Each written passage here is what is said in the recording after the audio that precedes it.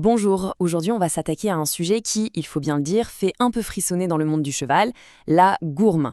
C'est sans doute l'une des maladies infectieuses les plus connues et les plus redoutées.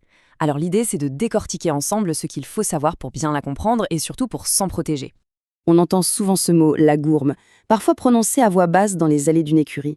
Mais au fond, qu'est-ce que c'est exactement? Pourquoi est-ce que cette maladie a une réputation pareille dans les centres équestres et les élevages? Voilà, pour faire simple, la définition de base. La gourme, c'est donc une infection causée par une bactérie qui va venir s'attaquer très spécifiquement aux ganglions de la gorge et de la tête du cheval.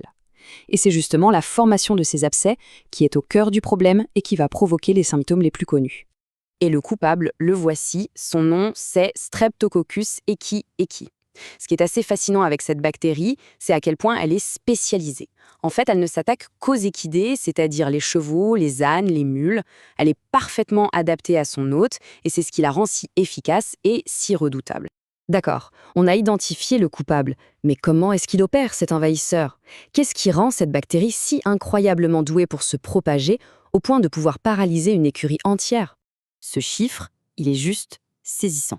Le taux de morbidité, c'est-à-dire le pourcentage d'animaux qui vont tomber malades s'ils sont exposés à la bactérie, peut monter jusqu'à 100% dans un groupe de chevaux qui n'a jamais été en contact avec la maladie. Autant dire que quand elle rentre quelque part, elle ne fait pas semblant. Alors, comment elle passe d'un cheval à l'autre? Bon, il y a la manière classique, le contact direct, un cheval qui en renifle un autre. Ça passe aussi par le matériel, les seaux, les abreuvoirs, les brosses et même nos mains. Mais le vrai piège, le point crucial, c'est le troisième, les fameux porteurs asymptomatiques. Et c'est là que la gourme devient vraiment furtive. Imaginez, jusqu'à 40% des chevaux qui ont eu la maladie et qui sont guéris peuvent devenir des porteurs sains. Ça veut dire qu'ils n'ont absolument aucun symptôme, ils ont l'air en parfaite santé, mais ils continuent d'héberger la bactérie et de la disséminer. Ils deviennent une source d'infection totalement invisible. Une fois que le cheval est contaminé, tout va très vite. La bactérie est inhalée ou avalée et en quelques heures à peine, elle atteint les ganglions lymphatiques. Là, elle se sent chez elle. Elle se multiplie, ce qui déclenche une réaction inflammatoire et crée ces fameux abcès remplis de pus. Et parfois, malheureusement, elle ne s'arrêta pas là et part se balader ailleurs dans le corps.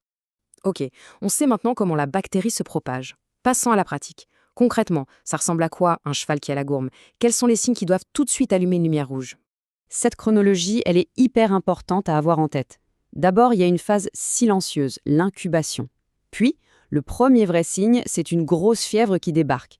Et le point absolument critique, c'est que le cheval commence à être contagieux 2 ou 3 jours après ce pic de fièvre, mais juste avant que les signes les plus évidents, comme le nez qui coule, n'apparaissent. C'est un vrai piège. Donc, voilà la liste des symptômes typiques. Tout commence par la fièvre. Très vite, on voit un écoulement nasal qui devient de plus en plus épais, purulent. Le cheval est abattu, il n'a plus faim. Et bien sûr, le signe le plus caractéristique, les ganglions sous la mâchoire qui gonflent. On voit souvent les chevaux se tenir d'une façon particulière, avec la tête et le cou tendus vers l'avant. C'est simplement pour essayer de soulager la douleur et de mieux respirer. Bon, dans la majorité des cas, la maladie reste bien localisée à la gorge. Mais il faut rester super vigilant, car il y a des complications possibles. La plus grave, c'est ce qu'on appelle la gourme bâtarde ou métastatique. Là, les abcès ne restent pas dans la gorge, ils se propagent dans d'autres organes, comme les poumons ou l'abdomen. C'est rare, heureusement, mais c'est souvent mortel. Face à une suspicion de gourme, la règle, c'est d'agir, et d'agir vite. Alors, comment on fait pour être sûr que c'est bien ça? Et une fois que le diagnostic est posé, quelles sont les options pour aider le cheval à se battre? Pour le diagnostic, tous les tests ne se valent pas, loin de là. Un simple prélèvement avec un écouvillon dans le nez, c'est rapide, mais franchement pas très fiable, on peut facilement passer à côté. Pour avoir un diagnostic de certitude et surtout, pour aller débusquer les porteurs sains, la méthode de référence la plus efficace, c'est le lavage des poches gutturales fait par un vétérinaire avec un endoscope. Et là, on touche à un des plus grands débats sur la gourme. Les antibiotiques, on en donne ou pas? Eh bien, c'est compliqué, tout est une question de timing. Si on les donne très tôt, dans les 24 heures après la fièvre, on peut carrément stopper la maladie. Mais si les abcès sont déjà en train de se former, les antibiotiques peuvent freiner leur évolution et pire, empêcher le cheval de développer une bonne immunité naturelle. C'est donc une décision vraiment délicate à prendre avec son vétérinaire. Du coup, pour la grande majorité des cas, le traitement principal, ce ne sont pas les médicaments, ce sont ce qu'on appelle les soins de soutien. L'idée, c'est simplement d'aider le corps du cheval à faire le job.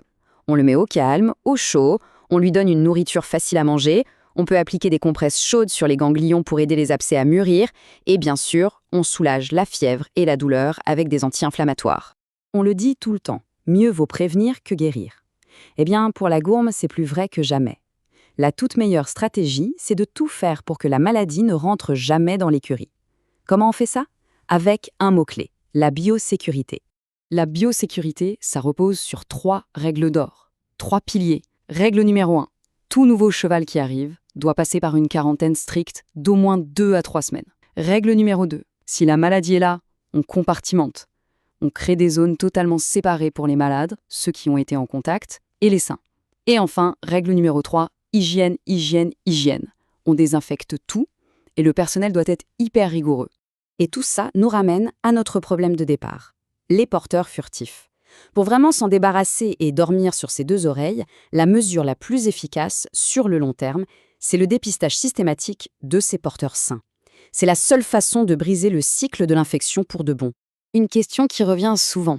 Et la vaccination dans tout ça? Alors, il faut savoir que l'immunité qu'un cheval développe après avoir eu la maladie est vraiment très bonne et durable. Le vaccin, lui, est un outil intéressant. Il peut réduire de moitié la gravité des symptômes si le cheval tombe malade, mais attention, il n'empêche pas toujours l'infection. Donc, il ne remplace absolument pas les règles de biosécurité. Allez, pour résumer, s'il y a quelques points à retenir, ce sont ceux-là. Premièrement, la gourme est incroyablement contagieuse. Deuxièmement, son plus grand allié, ce sont les porteurs sains, qui sont invisibles. Troisièmement, notre meilleure arme, c'est la biosécurité. Quatrièmement, le traitement n'est pas automatique, il doit être réfléchi. Et enfin, le dépistage, c'est la clé pour vraiment s'en sortir. Toute cette analyse nous amène donc à une dernière question, une question que chaque responsable d'écurie, chaque propriétaire devrait se poser. En regardant les protocoles en place, la gestion des nouveaux arrivants, le plan d'action en cas de problème, est-ce que son écurie est réellement prête à faire face à cet ennemi? C'est une réflexion qui est vraiment essentielle pour la santé et le bien-être de tous les chevaux.